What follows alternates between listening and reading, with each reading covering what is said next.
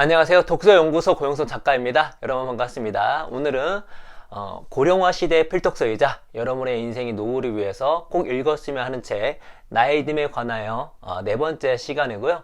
오늘은 조금 우울한 얘기가 될 수 있겠지만 꼭 알아야 할 내용을 한번 이야기해 보도록 하겠습니다. 바로 노인 자살과 관련된 이야기입니다. 제가 먼저 이 책에 노인 자살과 관련된 이야기가 나오는데 관련 에피소드를 간략하게 읽어드리고 그 이후에 우리나라가 노인 자살률이 OECD에서 이제 1위인데 우리나라의 내용을 중심으로 왜 우리나라에서는 이렇게 노인 자살률이 높은지 그리고 노인들이 자살하는 세 가지 이유에 대해서 한번 알아보도록 하겠습니다. 오후 2시가 막 지났을 무렵 주거지의 요양원에 살고 있는 프랭크 카바글리에로부터 긴급 호출이 들어왔다. 내가 사무실에서 밀린 서류 작업에 한창 빠져있을 때였다. 이런 세상에. 난 내용을 듣자마자 손으로 더듬어 왕진 가방을 챙겨 들면서 자리에서 일어났다. 20분 뒤에 도착한다고 전해줘요. 요양원 부지는 시야가 탁 트여서 도심 랜드마크 조형물까지 시원하게 조망되는 곳이었다. 노인들이 영국 교회 대저택 스타일로 근사하게 복원된 건물에서 생활하고 있었다. 방문을 열었을 때 나는 나이프가 전동 리클라이너 소파 옆에 떨어져 있는 것을 발견했다. 평소에 그는 나이프를 레몬 사탕이 들어있는 유리병 옆에 두곤 했다. 프랭크가 워낙 단 것을 좋아하는 데다가 입안이 마르는 문제도 있었기 때문에 이 병이 비지 않게 간수하는 것은 딸 수전의 중요한 임무 중 하나였다. 손등을 보니 2-3cm 길이로 벤 상처가 나 있었다.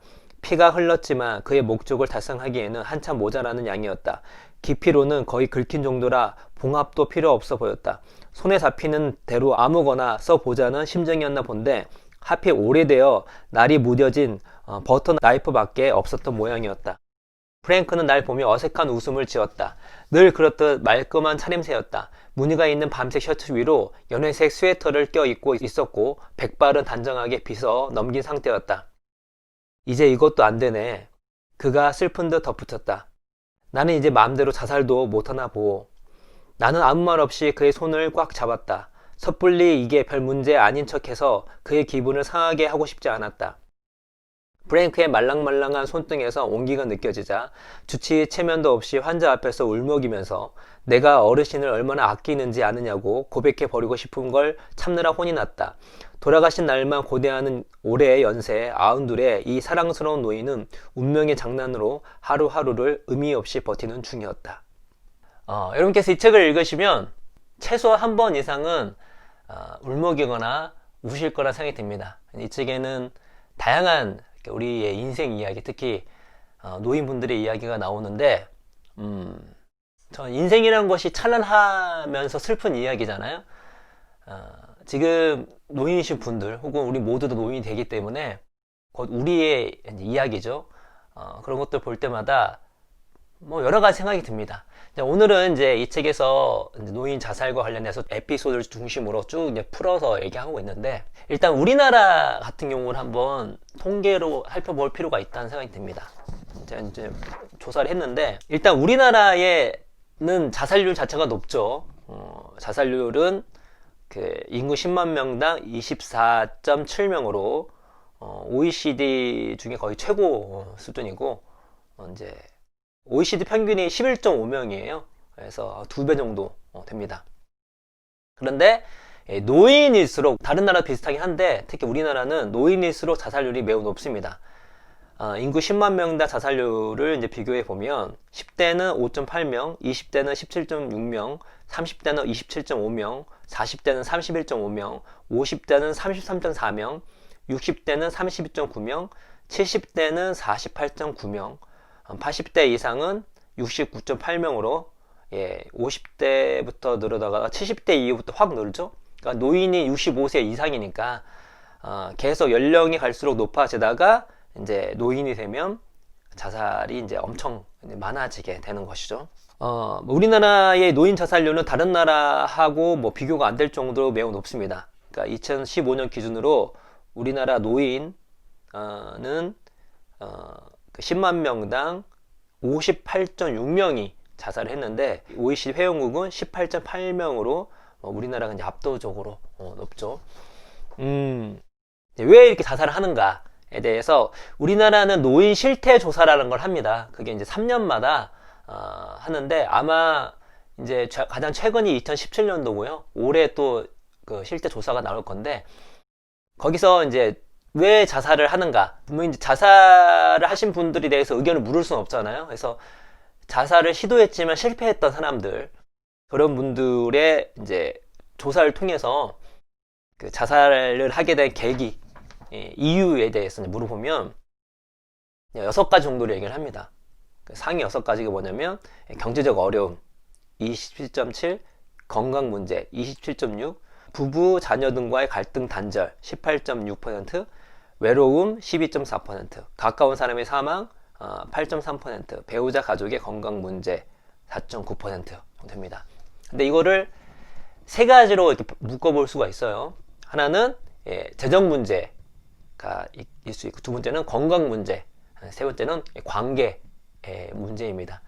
다시 말해서 이 재정 문제, 건강 문제, 관계 문제, 이것들이 노인 자살에 매우 유의미하게 영향을 미치는 건데, 이 3개는 엮여져 있습니다. 근데 이 3개가 왜 목숨을 끊게 만드는지, 그 이유는 이 책에서 뭐라고 얘기를 하냐면, 자살하는 노인에게 가장 큰 영향을 미치는 게 무엇일까?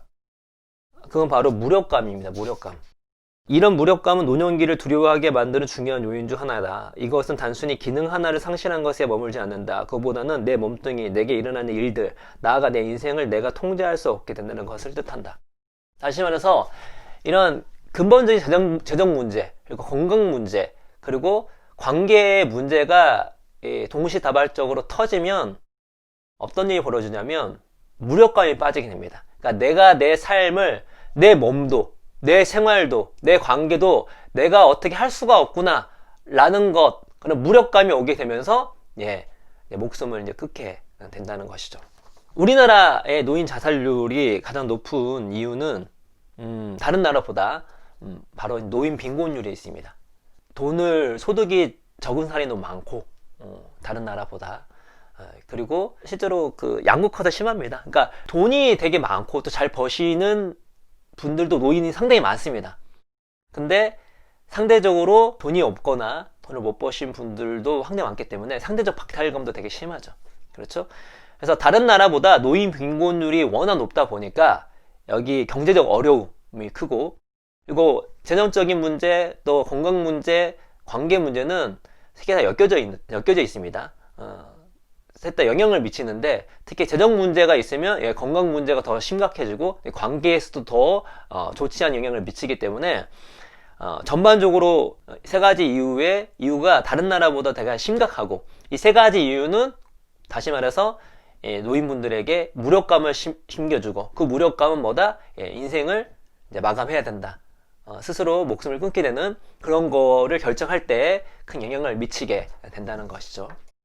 그래서 이거는 제가 이 고령화 시대의 필독서라고 한 이유가 무엇이냐면, 지금 우리가 고령사회에 살고 있죠? 전체 인구에서 65세 노인의 인구가 14.9%인데 700만 명이 넘습니다. 그런데 2050년이 되면 1900만 명이 이제 넘게 됩니다. 그러면 초고령 사회가 거의 확실시 되고 있고, 그 속도는 세계에서 1위인 나라가 이제 우리나라인데, 그런데 노인 문제는 가장 심각하죠. 그러니까 우리나라는 청년 문제도 되게 심각합니다. 그런데 심각도로 따지면 노인 문제가 더 심각해요. 이 이제 문제가 있었을 때 어떻게 했죠? 사회가 그거를 이제 해결하고 또 개인적으로도 해결해야 되겠죠? 2가지가 필요합니다. 그래서 우리가 여기서 알아야 될 건 무엇이냐면, 우리가 노인이 됐을 때에 우리가 그래도 행복하게 인생을 마감하기 위해서 필요한 거는 무력감을 느끼지 말아야 돼요.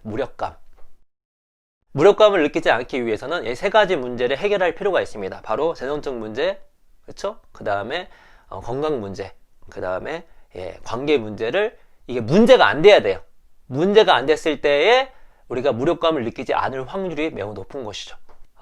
일단은 국가적으로 봤을 때에는 지금 예전보다는 어떤 노인 복지가 많이 늘어난 건 사실입니다. 그런데 참 이게 어려운 문제예요. 노인 복지를 더 많이 늘리게 해야 되는데, 그렇다면 재정이 들어간다는 것은 이 사회적 합의가 필요한 것이거든요. 근데 이게 또 청년 문제도 되게 심각하고, 또 우리가 뭐 여러 가지 뭔가 뭐 어떤 세대 간의 갈등이 있는 상태에 있는데, 그런 차원에서 우리가 서로를 이해할 필요가 있습니다. 나이 있으신 분들은 청년의 문제를 이해하고, 그리고 나이 젊은 사람들은 노인의 문제를 이해하고, 그래서 좀 더 여유 있는 사람들이, 우리 공동체잖아요. 여유 있는 사람들이 약한 분들을 도와주는, 이것이 매우 당연시되고, 그런 것들이 당연하다는 건 당연히 그래야 돼, 그게 아니라 그러한 어떤 흐름이 이 사회 속에서 자연스럽게 드러날 수 있는, 소위 저희가 말하는 이기적 이타주의적 그런 문화가 형성되면 좋겠다는 생각을 많이 듭니다. 그래서 저희가 항상 얘기하는 게, 우리가 세금만 제대로 내도 세금만 제대로 돼도 우리 공동체에 기여한다고 하는 것이잖아요. 그래서 제 생각은 이런 노인 복지는 지금보다 당연히 더 많아져야 되는 건 사실인 것 같고, 참 개인적으로는 내가 지금 노인 되기 전이라면 준비를 잘 하실 필요가 있다는 생각이 듭니다. 노후 생활을 위해서 정말 재정적으로 준비를 탄탄히 하실 필요가 있습니다. 그래서 저희가 책도 소개시켜 드렸죠. 부자 되는 법을 가르쳐 드립니다. 뿐만 아니라 재정적으로 준비를 잘 하셔서, 경제적 어려움, 지금 당장 내가 힘이 있고 젊었을 때 힘이 있고 내가 일할 수 있으니까 고민을 안 하는데, 이게 나이가 들면은 이 직업을 유지하는 게 쉽지가 않으니까 지금 돈을 벌 수 있었을 때 잘 노후 생활을 준비하는 것이 되게 중요하다라는 것이고, 두 번째는 건강 문제. 그래서 저희가 당내고나 그 오건죽 추천해 드렸죠. 지금부터 우리가 퇴행성 질환을 하는 것들, 치매나 뭐 뇌질환, 또 관절염이나 이런 것들, 심장질환 같은 것들이 지금 많은 연구를 통해서 퇴행성 질환이 아니라 자가면역 질환이다.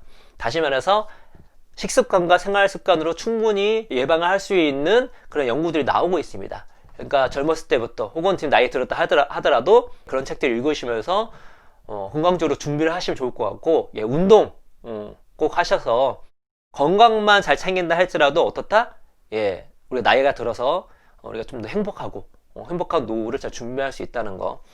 그리고 이 관계의 문제는 뭐냐면 참 어렵습니다. 부부, 자녀 등의 갈등, 단절, 그리고 가까운 사람의 사망, 외로움, 이런 게 있는데, 사회적으로는 되게 지역 공동체에서 이게 어르신들이, 노인분들이 좋은 친구를 만날 수 있고, 같은 목표를 갖고 열심히 뭔가를 정진할 수 있는 그런 공동체가 많이 있었으면 좋겠습니다. 지금도 꽤 있는 걸로 알고 있는데 더 많이 생겼으면 좋겠고, 이런 특히 외로움 같은 경우는요, 많은 사람을 아는 것보다 정말 내 마음을 이렇게 터놓을 수 있는 그런 베스트 프렌드 한두 명만 있어도 되거든요. 그런 베스트 프렌드를 만들 수 있는, 그러한 접점이 될 수 있는 그런 공동체가 많이 생겼으면 좋겠다는 생각이 들고, 그런 차원에서 우리가 저번에 혼자 살아도 괜찮아 얘기했던 것처럼 이제 혼자 사는 사람의 비율도 1인 가구도 많아지고, 또 노인분도 많아지고, 그래서 저희가 이제 앞으로 추구하는 커뮤니티, 저희가 이제 빡독도 있고 인큐베이션도 있고, 그 외에 많은 이제 저희가 비즈니스를 하면서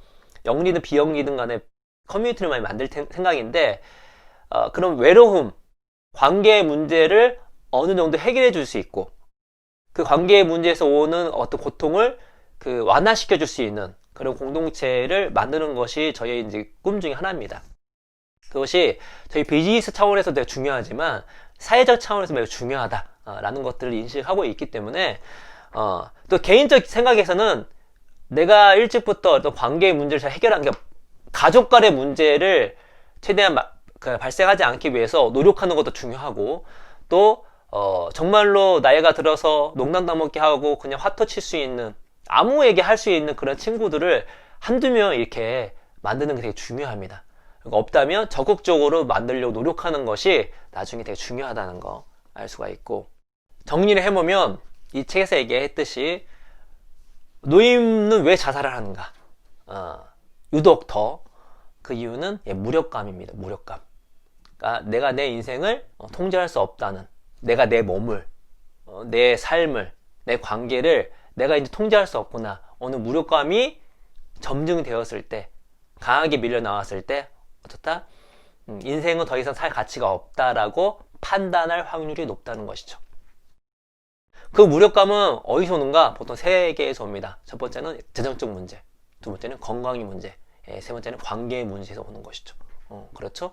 그래서 사회적으로, 개인적으로 이 세 가지 요소를 미리 예방하고 치료에 나오고 치유에 나오고 극복해 나가는 것이 매우 중요하다라는 것을 알 수가 있습니다. 특히 이제 우리나라 같은 경우 노인 빈곤율이 워낙 크기 때문에 어떤 사회적으로도 노인 복지에 대해서 또 재정적으로 지원을 좀 많이 해줄 필요가 있고, 그러기 위해서 우리가 진짜 노인에 대해서 인식을 잘 하고 있어야 됩니다.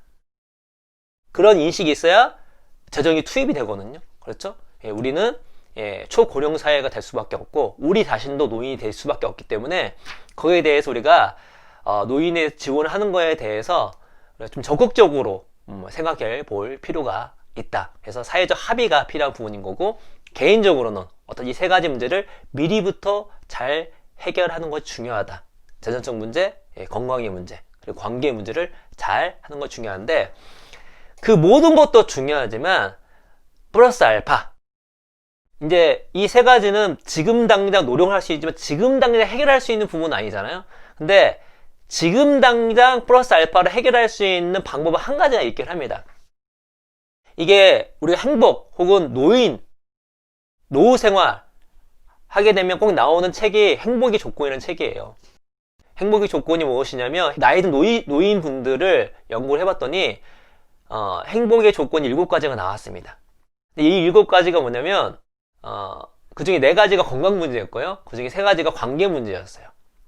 근데 재정 문제는 왜 안 나왔냐? 재정 문제는 밑에 기본을 깔고 갑니다. 재정 문제 해결하지만 행복하는 거예요. 그 나머지 한 개가 남았잖아요. 근데 그 한 개가 이 연구에서 가장 중요하다고 합니다. 그게 무엇이냐면 성숙한 방어 기제. 그러니까 인생을 살다 보면 다 고통이 오잖아요. 어려움이 오잖아요. 이거를 어떻게 인식하고 어떻게 대처했는가 하는 것이죠. 다시 말해서 우리가 이 책의 제목이 나이 듦에 관하여, 부제가 나이 듦을 재정의 하고예요. 재정의 하고. 그러니까 우리가 나이를 든다는 거, 노인이 된다는 것은 대부분의 사람들에게 부정적입니다. 이 부정적 관점, 부정적 편견 자체가 우리에게 매우 안 좋은 영향을 미칩니다. 근데 이 관점을 바꾸면 어떻다? 우리가 더 나이가 들었을 때 행복할 확률이 높고, 내가 나이에 드는 거에 대한 부정적이지 않고 긍정적으로 바꾼다는 건 뭐죠? 내가 성숙한 방어 기제를 세운다는 거예요. 내가 성숙한 방어 기제. 그러니까 나이 들을수록 난 더 좋아 하는 거죠. 그러니까 방어 기제를 높이는 거예요. 방어막을 높이는 거예요. 이것이 뭐예요? aging well. 그 행복의 조건, 이런 책에서 말하는 행복의 조건 1번입니다. 1번이에요. 이게 없으면 나머지가 있어도 어떻다? 다 무너질 가능성이 높습니다. 그래서 이 책에서 또 제가 중요하기 때문에 인용을 하게 된다면 뭐냐면, 우리가 지금 당장 바꿀 수 있는 거는 나이 듦에 대한 인식을 바꾸는 거야. 어떻다? 긍정적으로. 자, 이 짧은 거 한번 읽어드리고 마무리 할게요. 명심해야 할 점은 고령을 바라보는 사람들의 시각이 노인이 되는 것 혹은 노인으로 사는 것에 개인적 감상만 좌우하는 게 아니라는 것이다. 차가운 시선은 노인의 건강을 해치고 활동 영역을 변화시키며 수명을까지 단축한다.